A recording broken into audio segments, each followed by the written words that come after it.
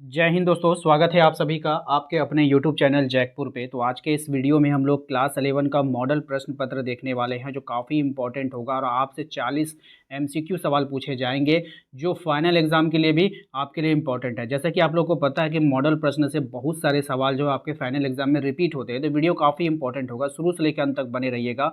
इसके बाद लगातार वीडियोज़ आप लोगों के लिए आता रहेगा, तो इसलिए चैनल को सब्सक्राइब करना है, घंटी वाले आइकन को प्रेस करना है ताकि आने वाली हर एक वीडियो का नोटिफिकेशन जाए। साथ ही साथ हमारे व्हाट्सएप ग्रुप को ज़रूर ज्वाइन कर लीजिएगा। तो चलिए शुरू करते हैं, हम देखते हैं क्या है हमारा पहला सवाल। यहाँ पर आप लोग को जैसे ही मॉडल प्रश्न पत्र मिलेगा तो वहाँ पर आपको जो है देखने को मिलेगा कि जैसे यहाँ पे वर्ग लिखा रहेगा, इतिहास लिखा रहेगा, पूर्णांक लिखा रहेगा। उसके बाद कुछ इंस्ट्रक्शन रहते हैं जैसे कि सभी प्रश्न अनिवार्य है, कुल प्रश्नों की संख्या 40 होगी, प्रत्येक प्रश्न के लिए 1 नंबर दिए जाएंगे, प्रत्येक प्रश्न के लिए 4 विकल्प होंगे यानी ऑप्शंस होंगे, और गलत अंक के लिए एक भी अंक जो है वो नहीं काटा जाएगा। तो ये सब बातें जो है आप लोगों को पता है पहले से कि ये सब बातें लिखी होती है। अब चलते डायरेक्ट सवाल पे। और सवाल में आपको करना क्या है, सवाल में हम आपसे 40 सवाल पूछेंगे, 40 का 40 आपको देखना है। कितना सही होता है हमें कमेंट कर कर बताना है। साथ ही साथ हमने आप लोगों से वादा किया था कि आप लोग जितने लोग सपोर्ट करेंगे हम आपका जो है नेक्स्ट वीडियो में नाम लेंगे, तो वो हम लास्ट में लेंगे, ठीक है। तो आप लोग लास्ट तक बने रहिएगा। तो चलिए शुरू करते हैं। तो यहाँ पे सबसे पहला सवाल आपके स्क्रीन पर, निम्नलिखित में से विश्व की प्राचीनतम सभ्यता कौन सी है। ऑप्शंस आपके पास है, तो हम ज़्यादा ऑप्शंस नहीं पढ़ेंगे क्योंकि 40 प्रश्नों को हल करना है तो काफ़ी लंबा वीडियो बन जाएगा। तो इसीलिए जो हम ज़्यादा प्रश्नों को हल ना करते हुए डायरेक्ट ऑप्शन के ऊपर आएंगे। तो सबसे जो प्राचीनतम सभ्यता है वो है आपका मेसोपोटामिया की सभ्यता, ऑप्शन डी इसका राइट आंसर होगा। अगले सवाल पे आइए। अगला सवाल है हमारा, मेसोपोटामिया की आरंभिक सभ्यता कौन सी थी। तो मेसोपोटामिया की जो आरंभिक सभ्यता थी तो वो थी आपकी सुमेर की सभ्यता, ऑप्शन ए, ठीक है। नेक्स्ट सवाल है आपका कि मेसोपोटामिया की सभ्यता किस नदी के किनारे विकसित हुई। अब जो मेसोपोटामिया की जो सभ्यता कौन सी नदी के किनारे विकसित हुई आपको बतानी है। तो ये जो हुई थी ना, ये हुई थी दजला और फरात दोनों के बीच में हुई थी, लेकिन दोनों ऑप्शन अलग अलग अगर दिया रहेगा तो इनमें से कोई नहीं आंसर होगा। लेकिन कभी भी ऐसा रहा कि दोनों नाम एक ही ऑप्शन में आपको दिखे तो वो आपका आंसर होगा, ठीक है। अगला सवाल है हमारा कि बेबीलोन नगर का प्रमुख देवता कौन था। तो बेबीलोन नगर का जो प्रमुख देवता था ये मर्दुक था, ठीक है, याद रखिएगा, ऑप्शन ए यहाँ पे राइट आंसर हो जाएगा। नेक्स्ट है आपका मेसोपोटामिया की लिपि क्या थी, ठीक है। अब मेसोपोटामिया की लिपि के बारे में बताना है। चित्रलिपि थी, किलाक्षर लिपि थी, ए और बी दोनों था या फिर इनमें से कोई नहीं। तो राइट आंसर हो जाएगा आपका किलाक्षर लिपि, ऑप्शन बी यहाँ पे राइट आंसर है, ठीक है। अगले सवाल पे आते हैं। अगला सवाल है हमारा कि मेसोपोटामिया में युद्ध एवं प्रेम की देवी को क्या कहा जाता था। तो मेसोपोटामिया में जो युद्ध और प्रेम की देवी को क्या कहते थे, इन्हीं कहते थे, ठीक है। और आप लोगों को पता है कि अभी टारगेट ग्रुप में मैंने इससे रिलेटेड कुछ इंपॉर्टेंट नोट्स आपको प्रोवाइड करवाए थे जहाँ पे प्रमुख देवता थे और उनका जो देवी या देवता का नाम था वहाँ पर, और उनको किस लिए पूजा जाता था उनको ब्रैकेट में वहाँ पे लिखा हुआ था। तो मैंने वो वाला आपको शायद टारगेट ग्रुप में मैंने डाल दिया है आप लोगों का प्राइवेट ग्रुप में, तो आप लोग वहाँ से देख लेना, ठीक है।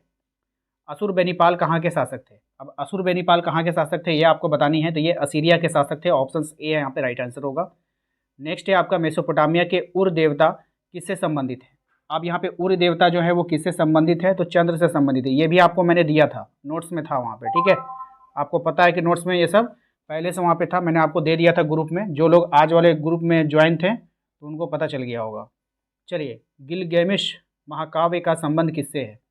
तो गिलगेमिश जो महाकाव्य है इसका संबंध जो है मेसोपोटामिया की सभ्यता से है, याद रखिएगा। जिगुरत का संबंध निम्नलिखित में से किससे था। तो जिगुरत का जो संबंध है वो है आपका मंदिर, क्या था वो, एक मंदिर था। नेक्स्ट है, कौन सा साम्राज्य 3 महाद्वीपों एशिया, अफ्रीका और यूरोप में विस्तृत था। ऑप्शन है आपके पास रोमन साम्राज्य, ईरानी साम्राज्य या फिर ए और बी दोनों। तो यहाँ पे जो इसका राइट आंसर हो जाएगा रोमन साम्राज्य भी और ईरानी साम्राज्य, तो दोनों हो जाएगा, ऑप्शन सी हो जाएगा, ठीक है। नेक्स्ट आते हैं आपके अगले सवाल पे। अगला सवाल है, रोम किस नदी के किनारे बसा हुआ है। तो रोम किस नदी के किनारे बसा है, तो रोम जो यहाँ पे है टाइबर नदी के किनारे बसा हुआ है, इसको ध्यान में रखना है। रोम के आरंभिक निवासी किस प्रजाति के थे, वहाँ के जो आरंभिक निवासी थे वो कौन से प्रजाति के थे, तो एट्यूस्कन प्रजाति के थे, ऑप्शन डी इसका यहाँ पे राइट आंसर होगा। चलिए अगले सवाल पे आते हैं। अगला सवाल है हमारा, रोम का पहला सम्राट कौन था। ये काफ़ी अच्छा सवाल है कि रोम का पहला सम्राट आपको बताना है, तो ऑगस्टस सीजर, ठीक है, ऑप्शन बी राइट आंसर है आपके पास, ऑप्शन बी हो जाएगा उसका। क्वेश्चन नंबर 15, कुस्तुनिया नगर की स्थापना किसने किया था। ऑप्शन है आपके पास तो राइट आंसर हो जाएगा इसका कॉन्स्टेंटाइन ने। ठीक है, ऑप्शन बी यहाँ पे राइट आंसर। क्वेश्चन नंबर आते हैं हम लोग 16 पे। क्वेश्चन नंबर 16 में कह रहा है कि रोमन साम्राज्य का प्रसिद्ध चिकित्सक जो था, यानी जो डॉक्टर था, वो कौन था? तो ये हो जाएगा गैलन। ठीक है, मैंने इसका ट्रिक भी बताया था आप लोगों को कि डॉक्टर जो होता है गला में क्या लटकाया रहता है ना, स्टेथोस्कोप, तो गला से गैलन आपको याद आ जाएगा।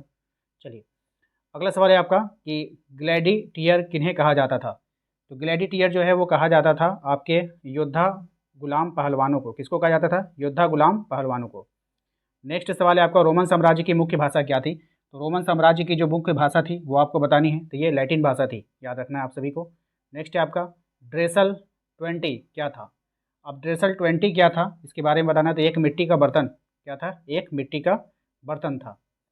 अगले सवाल पे आइए। अगला सवाल है हमारा कि कोलोशियम क्या था, आपको बतानी है। तो कोलोशियम जो था वो एक अखाड़े का नाम है। कोलोशियम क्या है? एक अखाड़े का नाम है।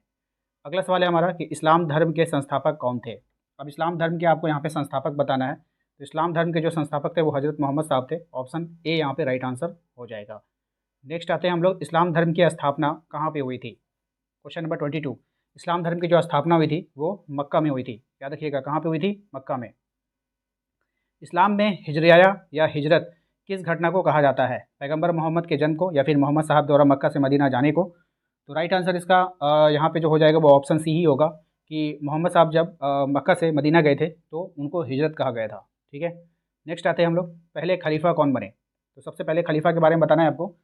जो सबसे पहले खलीफा बने वो थे आपके अबू बकर। ऑप्शन ए यहाँ पे राइट आंसर होगा। नेक्स्ट आते हैं हम लोग, इस्लाम धर्म के संस्थापक हज़रत मोहम्मद साहब अरब कबीले के किस जाति से संबंधित थे? अब अरब कबीले में बहुत सारी जातियाँ हुआ करती थी, तो ये वहाँ पे कौन सी जाति से संबंधित है? तो बद्दू। ठीक है, नेक्स्ट आते हैं, इस्पात की तलवारों का निर्माण के लिए किस स्थान ख्याति थी? यानी इस्पात के तलवारों के निर्माण के लिए कौन से स्थान की ख्याति थी, आपको बतानी है। ऑप्शन से आपका कार्डोवा, दशमिक, काहिरा या फिर बगदाद।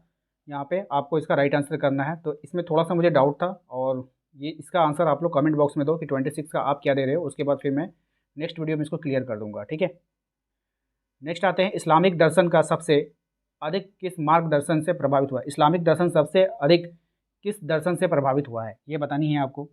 तो राइट आंसर हो जाएगा आपका ईरानी दर्शन से। ठीक है, अगला सवाल है हमारा, शाहनामा की रचना किसने किया था? तो शाहनामा की रचना किया था फिरदौसी ने। ऑप्शन ए यहाँ पे राइट आंसर होगा। काफ़ी अच्छा सवाल है, इंपॉर्टेंट है। पैगंबर मोहम्मद के प्रतिनिधि को क्या कहा जाता था? पैगंबर मोहम्मद के जो प्रतिनिधि हुआ करते थे उनको खलीफा कहा जाता था। क्या कहा जाता था? खलीफा कहा जाता था। ठीक है, आइए अगले सवाल पे आते हैं, पैगंबर मोहम्मद की माता का नाम क्या था? तो आपको यहाँ पे बतानी है उनकी माता का नाम। तो उनकी माता का नाम क्या था? अमीना था, याद रखिएगा। नेक्स्ट आते हैं हम लोग, फ्यूड का शाब्दिक अर्थ क्या होता है? अब जो फ्यूड है, फ्यूड का शाब्दिक अर्थ बताना, ज़मीन का टुकड़ा। क्या होता है? ज़मीन का टुकड़ा होता है। ठीक है, अगला सवाल है हमारा कि फाइव क्या है? फाइव, फाइव क्या है? तो फाइव जो है एक तरह का जागीर होता है। ऑप्शन सी यहाँ पे राइट आंसर हो जाएगा। ठीक है, शर्फ किसे कहते हैं? शर्फ, सर्फ किसे कहते हैं? ध्यान दीजिएगा। तो सर्फ जो होता था वो एक भूदान, भूदान यानी भूमि को दान करना सर्फ कहलाता था। सामंती समाज नामक पुस्तक का लेखक कौन है? याद रखिएगा, सामंती समाज पुस्तक का नाम का जो है वो उसका लेखक कौन है, आपको बतानी है। तो राइट आंसर यहाँ पे हो जाएगा मार्क ब्लॉक। Option D. ठीक है, सामंतवाद की छोटी इकाई क्या थी? अब यहाँ पे बतानी है आपको, सामंतवाद जो था उसकी सबसे छोटी इकाई क्या थी? तो नाइट। Option B. ठीक है, सामंती व्यवस्था के शिखर पर कौन था? सामंती व्यवस्था के शिखर पर कौन था, आपको बताना है। तो राजा। कौन हुआ करते थे वहाँ के? राजा हुआ करते थे। क्वेश्चन नंबर 37 में देखिए, कह रहा है आपका नाइट किसे कहा गया है? तो नाइट जो है वो किसे कहा गया है ये आपको बतानी है। तो राइट आंसर हो जाएगा घुड़सवार योद्धाओं को। किसको कहा गया है? घुड़सवार योद्धाओं को। ठीक है, क्वेश्चन नंबर आते हैं हम लोग 38 पे। क्वेश्चन नंबर 38 में कहा जा रहा है कि बड़ी सामंत के घर को क्या कहा जाता था? तो बड़ी सामंत के घर को कहा जाता था, बताइए। ऑप्शन ए मेनर। क्या कहा जाता था? मेनर कहा जाता था। क्वेश्चन नंबर आते हैं हम लोग 39 पे। क्वेश्चन नंबर 39 में कहा जाता है पोप्लियो तृतीय ने किसे पवित्र रोमन सम्राट बनाया? ये बनाया था आपका शार्लमा को। Option D. ठीक है, नेक्स्ट आपका ईसाई धर्म का प्रथम पोप किसे माना जाता है? अभी ईसाई धर्म का जो प्रथम पोप था वो किसे माना जाता है? तो वो जो माना जाता है वो ग्रेगोरी को माना जाता है। तो आप लोग जो है सबसे पहले हमारे व्हाट्सएप ग्रुप से जुड़िए। ठीक है, लिंक हमने डिस्क्रिप्शन में डाल दिया है, या फिर दिए गए नंबर से संपर्क करके आप ज्वाइन कर सकते हो। वहाँ पर कुछ इन्फॉर्मेशन आप लोगों को दी जाती है जो आपके परीक्षा रिलेटेड होता है। ठीक है, तो इससे पहले भी हमारे वीडियोज़ को और अभी के जो वीडियोज़ हैं इनको प्रमोट किया है, इनको सपोर्ट किया है सिमरन ने, रिया ने, अंकित राज ने, और डाल्टनगंज से पिंटू देवघर से, खुशी रांची से, सतीश गिरिडीह से, मुस्तफ़ा अंसारी गढ़वा से, जोहान शैंडी वेस्ट सिंहभूम से, राहुल देवघर से, सुरेश दुमका से, सतीश गिरिडीह से, मनीष सिंकू वेस्ट सिंहभूम से, ए टू जे गेमर गढ़वा से, मिस्टर नयन रोज दुमका से, योगेंद्र गढ़वा से, किस्मत बाबू खूंटी से, स्वीटी डिस्ट्रिक्ट जो है इनका है जामताड़ा, पप्पू कुमार पलामू से, तमीम काजी धनबाद से, कृष्णा यादव बोकारो से, प्रमोद कुमार गिरिडीह से, शूरा छोटम्बा वेस्ट सिंहभूम से, उजाला कुमार हजारीबाग से, शमीर साहिबगंज से, विशाल कुमार पलामू से और राजेश गिरिडीह से। आप सभी का बहुत बहुत धन्यवाद कि आप लोगों ने हमें सपोर्ट किया। उसी प्रकार से इस वीडियो में भी आप अपना नाम, अपने ज़िला का नाम टाइप कर सकते हैं ताकि आपके नेक्स्ट वीडियो में भी आपका नाम लिया जा सके। तो जो लोग भी सपोर्ट करना चाहते हैं तो प्लीज़ वीडियो को लाइक कीजिए, चैनल को सब्सक्राइब कर लीजिएगा, बेल आइकन को प्रेस कर लीजिएगा ताकि आने वाली हर एक वीडियो का नोटिफिकेशन आपके मोबाइल पे जाता रहे। मिलते हैं नेक्स्ट अगले वीडियो में। Thank you.